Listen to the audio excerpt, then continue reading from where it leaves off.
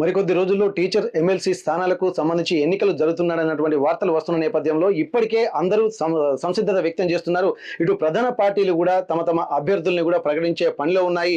ఇప్పటికే జేపీ నడ్డా ఆదేశాల మేరకు బీజేపీ పార్టీ నుంచి కిషన్ రెడ్డి ఇక్కడ సర్వోత్తం రెడ్డిని బీజేపీ నుండి ప్రకటించారు. దీనికి సంబంధించి కూడా వివిధ పార్టీలు కూడా తమ తమ అభ్యర్థుల్ని ఖరారు చేసేటువంటి పనిలో ఉన్నాయి. కానీ హమ్ కిసీసే కమ్ నహీ సొసైటీలో తమకు ఒక ఆలోచనపరమైనటువంటి విధానాలు అని చెప్పి ఇక్కడ ఇండిపెండెంట్ అభ్యర్థులు కూడా బరిలోకి దిగుతున్నటువంటి పరిస్థితి. వరంగల్ నుండి కూడా వరంగల్, ఖమ్మం అలాగే నల్గొండ ఎమ్మెల్సీ స్థానాలకు పోటీ కూడా తీవ్రంగా ఉంటుంది. ఎప్పుడు జరిగిన ఒక చర్చనీయాంశంగా మారుతుంది. ప్లస్ ఒక మంచి పోటీ వాతావరణం అయితే ఇక్కడ కనిపిస్తుంది. ఇట్లాంటి సమయంలోనే విద్యావేత్త అలాగే తెలంగాణ ఉద్యమకారుడు వరంగల్ కూడా మాజీ చైర్మన్ గా పనిచేశారు. అలాగే మాస్టర్ జీ విద్యా సంస్థల అధినేత సంగంరెడ్డి సుందర్రాజు గారు మనతో ఉన్నారు. సంగంరెడ్డి సుందర్రాజ్ యాదవ్ గారు మనతో ఉన్నారు. ఒక్కసారి వారితో మాట్లాడదాము. వారు కూడా బరిలో దిగుతున్నారు. ఎమ్మెల్సీ అభ్యర్థులను ఈసారి ప్రతిష్టాత్మకంగా తీసుకుంటున్నారు. ఎందుకంటే తెలంగాణ ఉద్యమంలో జరిగినటువంటివి ఏ నేపథ్యంతో తెలంగాణ ఉద్యమం జరిగిందో అవి ఎక్కడ ఇంప్లిమెంట్ కాలేదన్నటువంటి ఒక ఆందోళన, ఆవేదన కూడా వాళ్ళు వ్యక్తం చేస్తున్నారు. ఇప్పటికే తెలంగాణ వచ్చిన తర్వాత కూడా అనేక ఉద్యమాలకు ఉసిగెల్పినటువంటి కారణాలు కూడా ఉదయిస్తూ తాను బరిలో ఉంటున్నాను, సమస్యలు కూడా అనేక ఉన్నాయి, టీచర్స్ ఎమ్మెల్సీ స్థానాలకు పోటీ పడుతున్నారు, కానీ ఎక్కడ మాత్రం వాటి ఆలోచనల్ని అలాగే టీచర్లకు సంబంధించినటువంటి సమస్యలను ఇంప్లిమెంట్ చేసినటువంటి పరిస్థితి లేదన్నట్టు ఒక విషయం కూడా చెప్తున్నారు. సార్ ఇప్పటి వరకు చెప్పండి సార్, ఈ వాతావరణం చూస్తుంటే అంటే ఏంటంటే ఒక పదవులే అలంకారంగా చాలా మంది భావిస్తున్నటువంటి పరిస్థితి. ప్రధాన పార్టీలు కూడా తమ అభ్యర్థులను కూడా ఖరారు చేస్తున్నారు. అదొక ప్రతిష్టాత్మకంగా తీసుకుంటున్నారు. అసలు ఇట్లాంటి సమయంలో ఒక వరంగల్, ఖమ్మం, నల్గొండ ఇటు ఒక క్రేజీ ప్లేస్ ఇది. అట్లాంటప్పుడు మీరు ఇండిపెండెంట్ గా బరిలోకి దిగుతున్నారు. అసలు సాధ్యమయ్యేటువంటి పని అనుకోవచ్చా? 100%. ఇప్పుడు ఏంటంటే పార్టీ పరంగా ఉంటేనే వాళ్ళు ఆల్రెడీ రిస్ట్రిక్ట్ అయిపోతారు. ఇప్పుడు వాయిస్ లేపాలి అంటే నువ్వు బౌండరీకి ఇస్తారు, ఈ బౌండరీలు తప్పడిచ్చి బయట మాట్లాడడానికి అవకాశం లేదు. ఇది పెద్దల సభ అంటేనే ఫ్రీడమ్ ఉండాలి. మీరు క్వశ్చనింగ్ పవర్ ఉండేటట్టు ఉంటేనే యూ కెన్ సస్టైన్ కదా. యూ కెన్ ఈ టీచర్ల ఇబ్బందులను అర్థం చేసుకొని వాళ్ళ గురించి మాట్లాడేటట్టు ఉండాలి. ఇబ్బందులు అర్థం చేసుకుంటా కానీ మాట్లాడలేను బికాస్ ఎందుకంటే నా పార్టీ సిద్ధాంతం ఇది, నేను అవుట్ ఆఫ్ ద బాక్స్ పోయినప్పుడు what is the hell electing over year?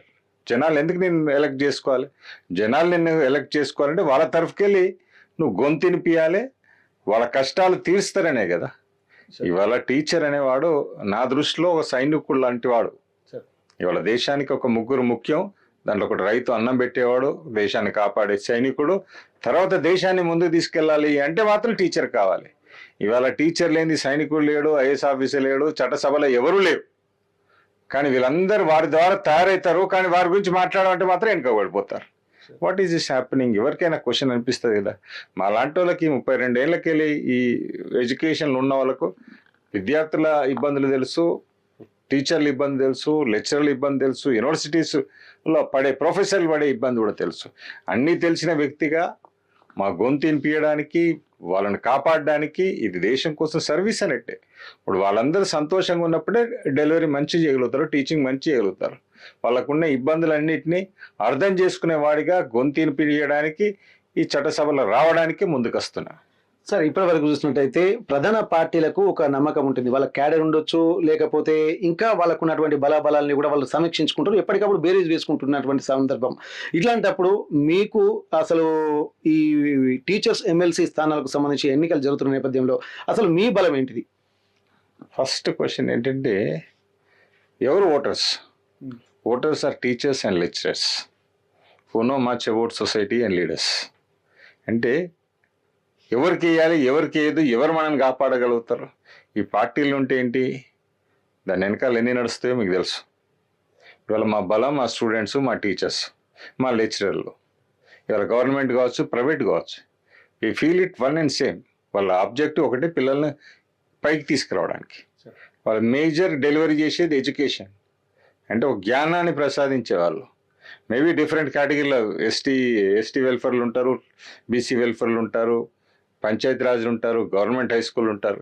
Might be కానీ అల్టిమేట్లీ వాళ్ళు చేసే పని మాత్రం ఒకటే. వాళ్ళు మేధావులు, వాళ్ళు నలుగురికి చెప్పేవాళ్ళు.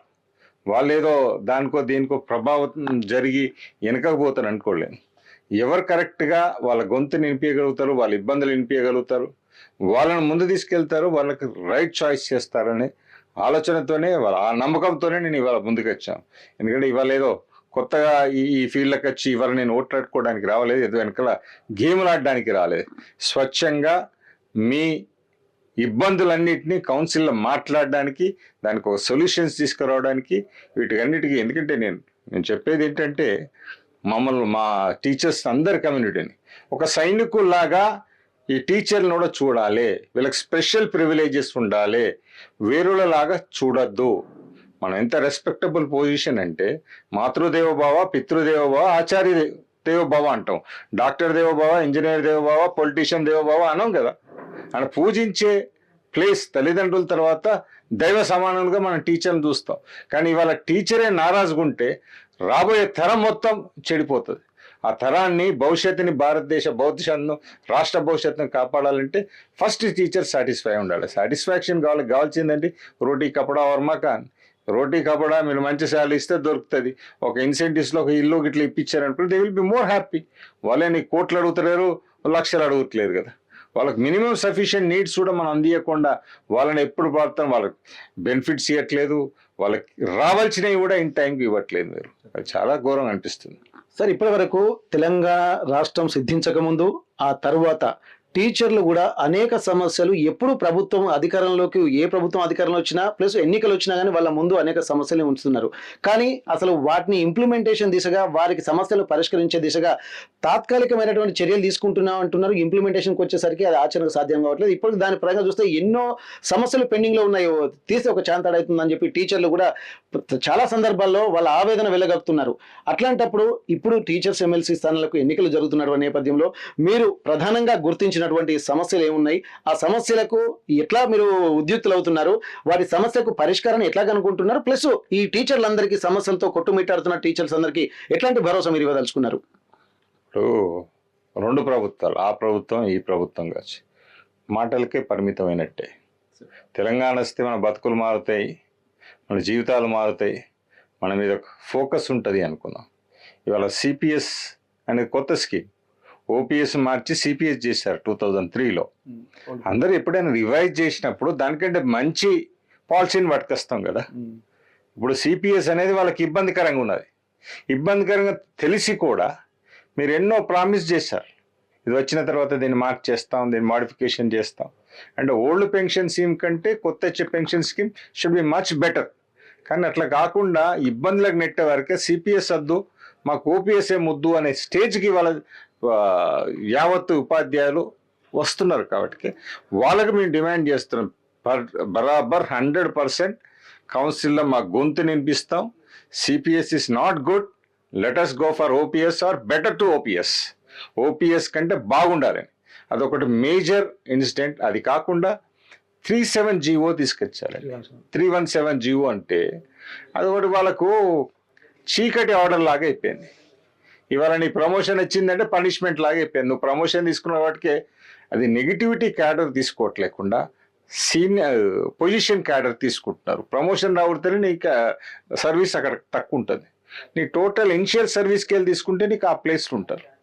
ఈ వరంగల్ ఉన్న వాళ్ళని తీసుకెళ్ళి మీరు నిజామాబాద్లో పడేస్తారు. నా పక్కనే మా సిస్టర్ ఉంటారు, అమ్మాయి ప్రమోషన్ వస్తుంటే హెడ్ మాస్టర్ కదా, స్కూల్ అసిస్టెంట్ కదా సంతోషపడి తీసుకుంది. కానీ ఇప్పుడు నరకం అనుభవిస్తాను. భర్త ఇక్కడ, భార్య అక్కడ. ఈ ఎన్ని సంవత్సరాలు ఎంతమంది ఇబ్బంది పడుతున్నారండి. నీకు సంతోషంగా ఉండాలంటే ఇక్కడ ఫెసిలిటీ చేస్తే వీళ్ళిద్దరు మంచిగా ఉండగలుగుతారు. ఇది ఒక పెద్ద కారణం. 317 అనేది చాలా పెద్ద బండారం లాగా తయారైపోయింది. దీన్ని మాడిఫికేషన్ చేయకపోతే రాబోయే రోజుల్లో కష్టం అవుతుంది. సో నేను ప్రామిస్ చేసేది ఏంటి అంటే, we will convince the CM, ఇది కాదు, ఇది పొరపాటు. టీచర్లు సంతోషంగా ఉండాలంటే వాళ్ళకు అనుకూలమైన ప్లేస్లో మీరు ఉంచండి, చాయిస్లో వాళ్ళు అనుకున్న ప్లేస్లో వారికి ఇవ్వండి.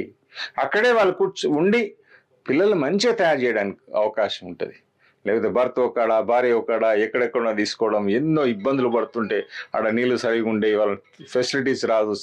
ఎవ్రీ సాటర్డే రావాలన్నా 1000 కిలోమీటర్లు వాళ్ళు రావడం అనేది ఇబ్బందికరంగా. సిపిఎస్ తర్వాత 317 తర్వాత మూడోది వాళ్ళు జీపీఎఫ్ అదో ఇదో ఇదివరకు ఏమైనా అవసరాలకు క్లెయిమ్ చేసుకుంటే వాళ్ళ డబ్బులు వాళ్ళకి ఇవ్వాలంటే పెండింగ్ పెట్టేస్తున్నారు. ఇవాళ రిటైర్ అయితే బెనిఫిట్స్ ఇమీడియట్గా రావు.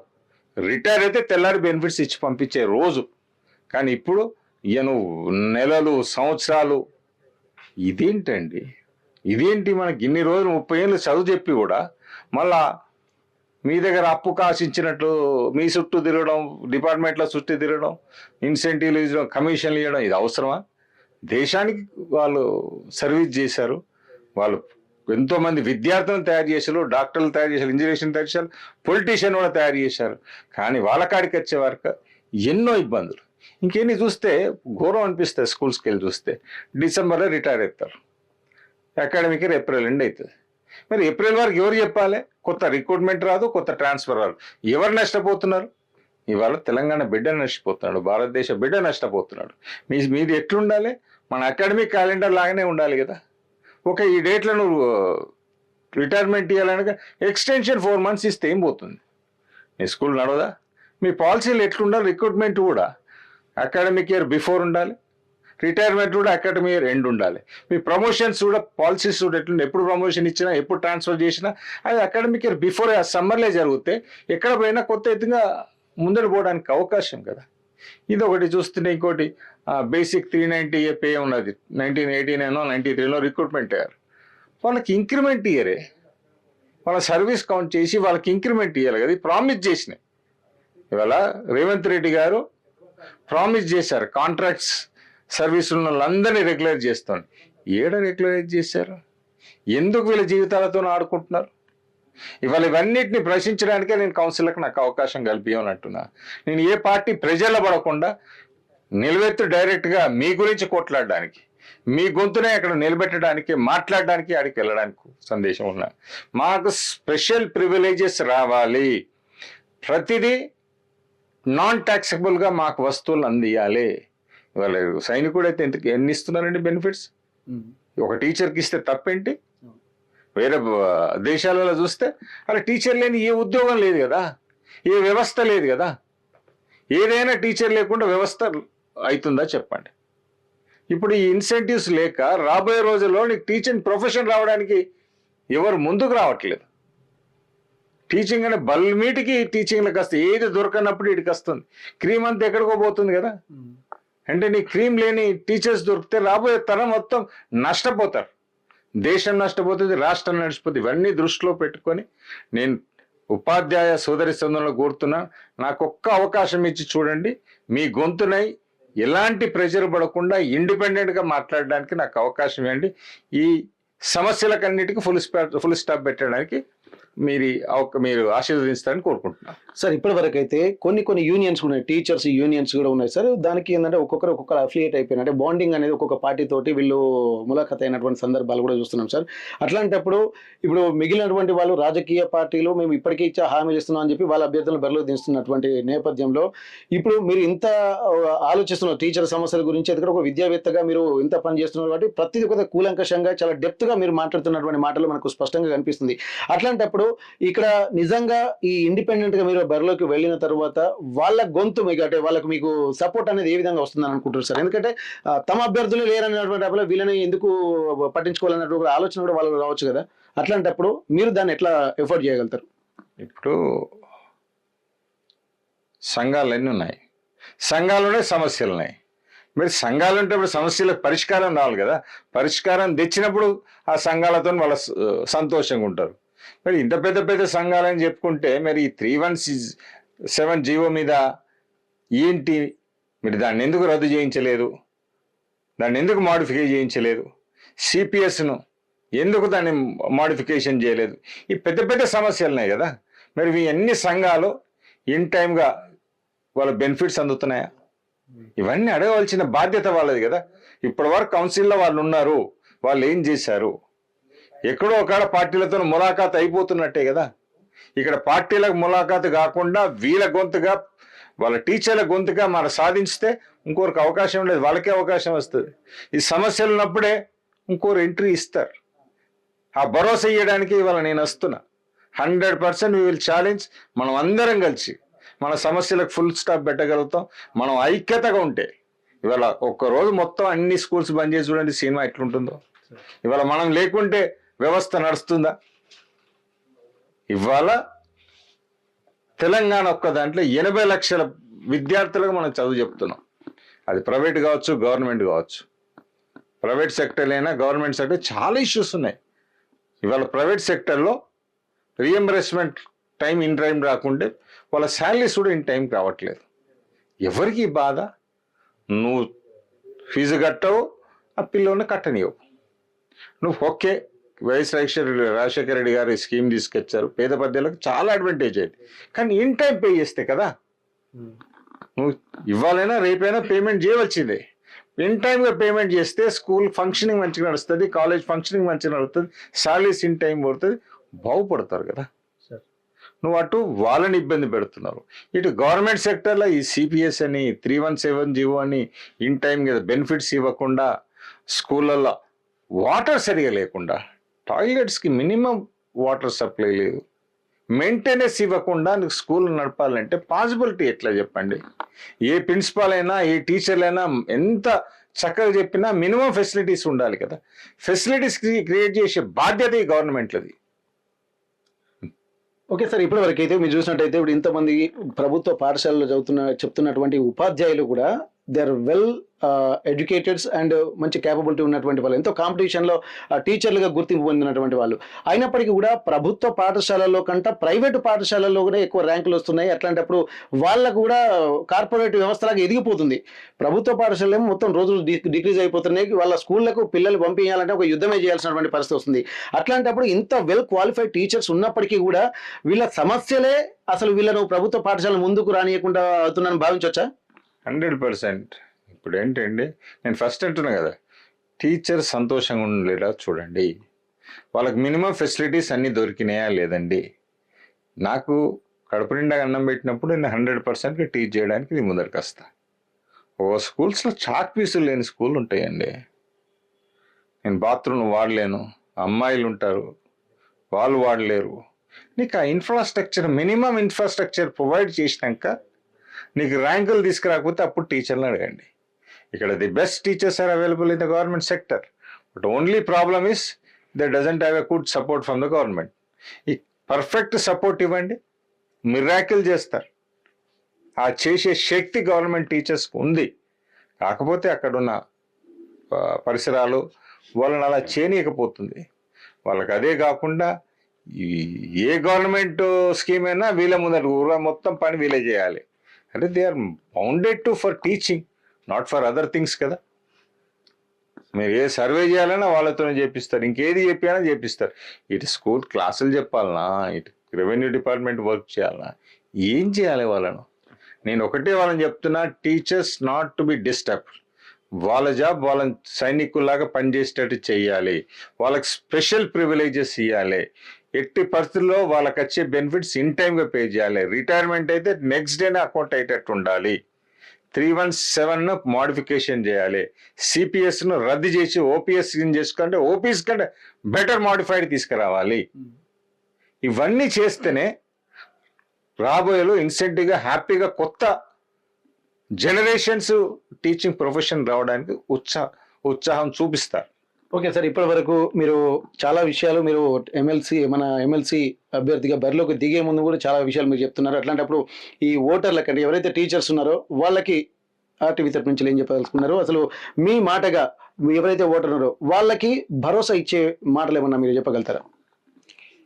నిన్న ఉపాధ్యాయ సోదరులు ఒకటే చెప్తున్నా, మీకున్న సమస్యలు జెన్యూన్ ఉన్నాయి, అవిటిని కౌన్సిల్లో మాట్లాడి మేజర్గా సిపిఎస్ కావచ్చు, 317 జీవో కావచ్చు, మీకు రావాల్సిన బెనిఫిట్స్ కావచ్చు, ఇవి ముఖ్యంగా మాట్లాడుకుంటూ వీలైతే లక్షలతోని మనం సభ పెట్టి ఆల్ పార్టీ లీడర్స్ను పిలిచి మమ్మల్ని ప్రత్యేకంగా చూడండి, మేము సైనికుల్లాగా ఇక్కడ పనిచేస్తున్నాము, దేశ డెవలప్మెంట్ గురించి ఆలోచిస్తున్నాము, హ్యూమన్ రిసోర్స్ని తయారు చేస్తున్నాము, మాకు సైనికులకు ఎట్లయితే బెనిఫిట్స్ ఇస్తారో అదేవిధంగా స్పెషలైజ్డ్ స్కీమ్ కింద మాకు అన్నీ అందాలి. మా ప్రతి ఉపాధ్యాయుడు ఇవాళ సంతోషంగా ఉండాలి. ఎక్కడ పనిచేస్తారో అక్కడ అన్ని ఫెసిలిటీస్ క్రియేట్ చేయాలి. ఇప్పుడు భారతదేశం ఎడ్యుకేషన్ సెస్ కింద 10 లక్షల కోట్లు నిల్వ ఉన్నాయి అంటున్నారు. ఏం చేసుకుంటారు అవి? మా టీచర్లకు పని చేయకపోతే ఎడ్యుకేషన్ సిస్టమ్కు పని చేయనప్పుడు మనం క్వశ్చన్ చేద్దాం. ఆడ will talk to the Modi, what is the help? ఇక్కడ దిస్ లాక్స్ ఆఫ్ పీపుల్ 6-7 లక్షల మంది ఇక్కడ టీచర్స్ ఒక తెలంగాణలో ఉన్నారు. దేశం మొత్తం చూస్తే లక్షల మంది ఇవాళ ఉపాధ్యాయులు ఉన్నారు. వాళ్ళ అవసరాలు వాళ్ళకి కావాల్సినవి. నేను కూడా చైర్మన్గా ఉన్నప్పుడు నేను ఒక ప్రపోజల్ పెట్టాను. అంటే మన చేతిలో ఉన్న పరిధిలో ఉన్నప్పుడు ఇక్కడున్న టీచర్లకు దాదాపు ఒక 10,000 యూనిట్స్కు ప్లాన్ చేశాను. జనరల్గా ఒక ఫ్లాట్ కొనుక్కోవాలంటే 1000 SFTది more than 45 lakhs to 50 lakhs అవుతుంది. 30 lakhsకి ఒక ఫ్లాట్ ఇచ్చే ఉద్దేశాన్ని ముందుకు వచ్చాను ప్రపోజల్. నేను ఈ proposal principal secretary Arvind Kumar దగ్గర హౌ ఇట్ ఈస్ పాసిబుల్ అన్నారు. నేను ఒకటే అన్నా, if government doesn't expect profit from the people we can able to do it. ఇప్పుడు బిల్డర్ అయితే ప్రాఫిట్ ఎక్స్పెక్ట్ చేస్తారు. ఇప్పుడు నేను ఒకటే చెప్పాను, ఇప్పుడు బీపీఎల్ లోపల ఉన్న వాళ్ళకి మనం అన్ని ఫ్రీగా ఇస్తున్నాం, డబుల్ బెడ్రూమ్ ఫీజు ఇస్తాం, ల్యాండ్ ఇస్తాం, అన్ని ఇస్తాం. డబ్బులు ఉన్న వాళ్ళకి ఏం అవసరం లేదు. కానీ ఇక్కడ కమ్యూనిటీ, టీచింగ్ కమ్యూనిటీ ఉంటుంది వరంగల్లో ఎక్కువ. ప్రైవేట్ టీచర్స్ కావచ్చు, గవర్నమెంట్ టీచర్ కావచ్చు, ప్రైవేట్ ఎంప్లాయీస్ కావచ్చు. వాళ్ళకి కాస్ట్ ఇద్దాం. 2,000 rupees కన్స్ట్రక్షన్ కాస్ట్ అవుతుంది. ల్యాండ్ కాస్ట్ మీరు 500 అయితే 600 చూసి ఆ ప్రకారం గీయండి. 2,600 to 3,000 rupees స్క్వేర్ ఫీట్లో నీకు సిటీలో 30 lakhsలో ఒక ఫ్లాట్ వస్తుంది. నేను అది కూడా చెప్పాను. ఇంకా దీనికి ఒకటి ప్రైమ్ మినిస్టర్ హౌసింగ్ స్కీమ్ ఉంది, దాంట్లో ఒక 5 లక్షలు వీళ్ళకి వస్తాయి. ఒక 25 lakhsలో డబుల్ బెడ్రూమ్ వస్తే ఒక చిన్న ఫ్యామిలీ చాలా సంతోషంగా ఉంటుంది. వాళ్ళు అయిపోయిన తర్వాత జర్నలిస్ట్కు అందరికీ ఆ ప్రపోజల్ పెట్టాలనుకున్నాను నేను.